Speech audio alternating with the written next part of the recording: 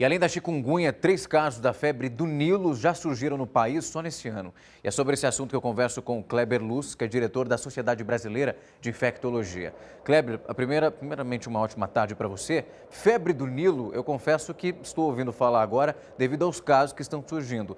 Mas eu queria que você explicasse para o nosso telespectador exatamente o que é isso e do que se trata. Boa tarde.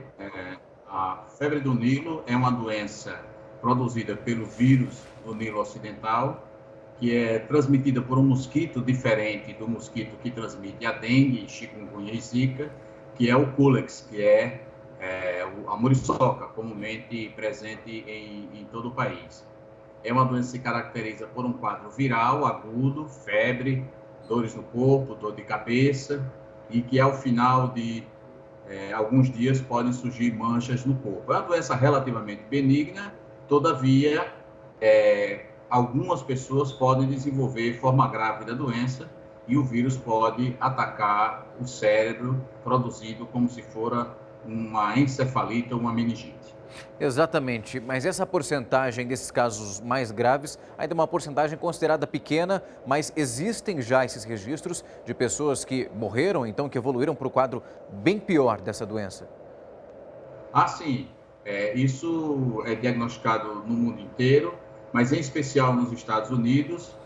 Há alguns anos houve uma grande epidemia que afetou vários estados dos Estados Unidos e houve um grande número de pessoas que evoluíram de forma grave e morreram por conta do vírus do Nilo Ocidental. Kleber, quando a gente fala da dengue, infelizmente, que nós estamos acostumados aqui no Brasil, tem algumas maneiras de evitar que a água fique empoçada em certos pontos. No caso da febre do Nilo, já existe alguma possibilidade de intervir para que isso não se propague pelo país?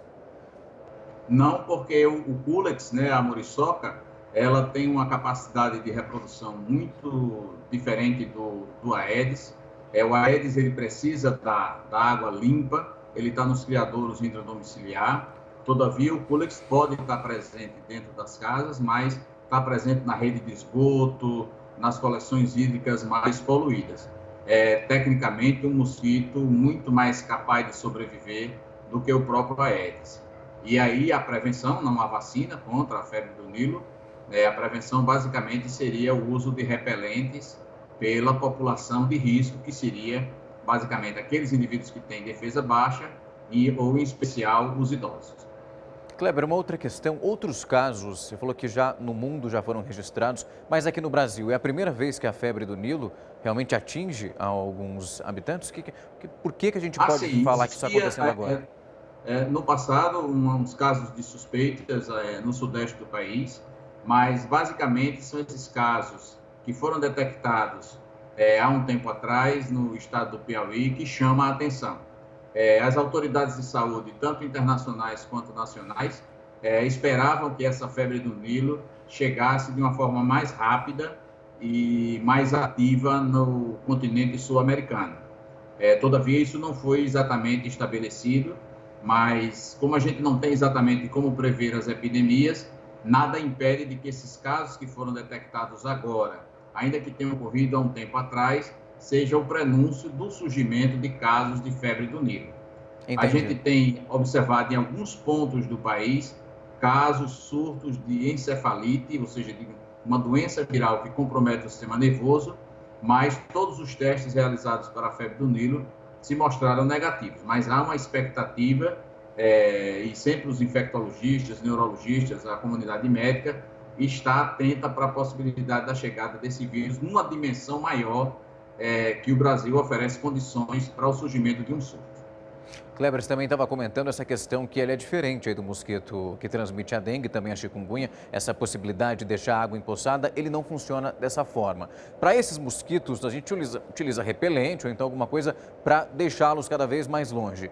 Na febre do Nilo, esse sistema de proteção também funciona ou também não é assim? Assim, o uso de mosquiteiros, né, que não é uma prática muito utilizada aqui no nosso país, o uso de repelente, que é uma recomendação para que todas, pelo menos as mulheres grávidas que morem no Brasil, deverão utilizar os repelentes para se proteger da zika. Na verdade, elas se protegem também da febre do Nilo. Mas o Culex tem uma capacidade de reprodução muito maior do que o Aedes, de forma que aquele controle que se faz na caixa d'água ou nos jarrinhos de casa, não se aplica para o mosquito transmissor da febre do Nilo. Ele é muito mais transmissível do que o Aedes. Kleber, falando da chikungunya agora, nós acabamos de falar aqui no Rio de Janeiro, a situação é bem complicada, são mais de 100 casos, isso só no mês de janeiro. Em essa questão, sempre no começo do ano, que é um período mais chuvoso, a gente volta a reviver esse problema.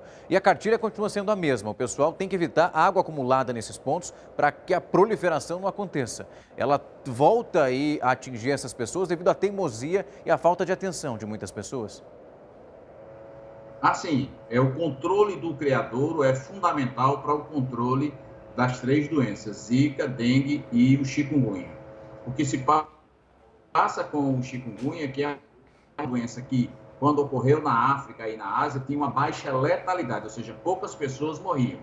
E, lamentavelmente, quando essa doença chega ao Brasil, há cerca de 3, 4 anos, ela vem acompanhada de uma alta taxa de mortalidade, ou seja, as pessoas idosas e crianças tem realmente evoluído de forma grave, de forma que, onde ocorre uma epidemia de chikungunya, em geral, há um aumento do número de óbitos.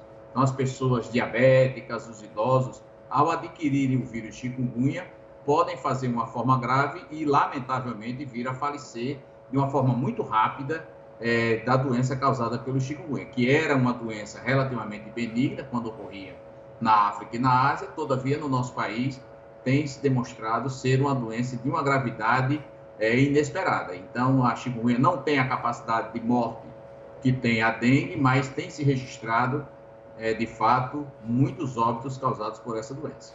Sem dúvida, os brasileiros conhecem muito aí o poder do Aedes aegypti, esse mosquito que acaba aí com o dia a dia das pessoas, mas também a gente espera que o pessoal de casa se conscientize cada vez mais para deixar os focos praticamente escassos. Kleber, eu agradeço também a disponibilidade e o tempo para falar comigo, com o nosso telespectador, e esclarecer sobre as dúvidas desse assunto. Uma ótima tarde para você. Boa tarde, muito obrigado. Até.